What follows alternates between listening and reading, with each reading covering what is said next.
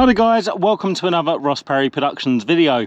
In this video I have a 2021 Toyota RAV4 and I'm going to be showing you how to remove and replace the pollen air conditioning filter on the car. So it's a nice simple job to do and there's no tools required. And it's actually located behind the glove box in the passenger side. So we're going to go ahead and actually open the glove box all the way down to the bottom. And then we're going to pull off this shock absorber here by squeezing the tabs in and then actually pulling the shock absorber off like that. We can then squeeze in the two tabs on either side of the glove box and then actually lower that down, and then we can actually go ahead and pull it off the hinges like that.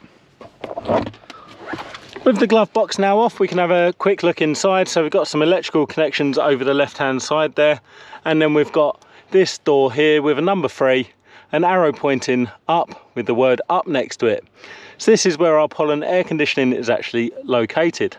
So we're going to go over to the left hand side and squeeze those tabs together, rotate the door around and move that down, and then that's exposed our pollen air conditioning filter. So you notice that's also got an arrow pointing up saying airflow. Now this can change by car, but this one is this way round, and you know that bike is actually got some chamfered sections on the back of the door that actually pushes it up to the top there so it seals. Now to remove it, all you can do is give it a tug, pull it straight out, and then you can have a good look around the filter. Now this one isn't too dirty, it's a bit dirty, but sometimes they're absolutely disgusting, and I would suggest this one could just be cleaned with a vacuum cleaner. Whether you're cleaning your old one or you're getting a new one, to put it back in, we're just going to make sure the writing is facing outwards and the arrow is pointing up, sliding it all the way to the back and tucking it up.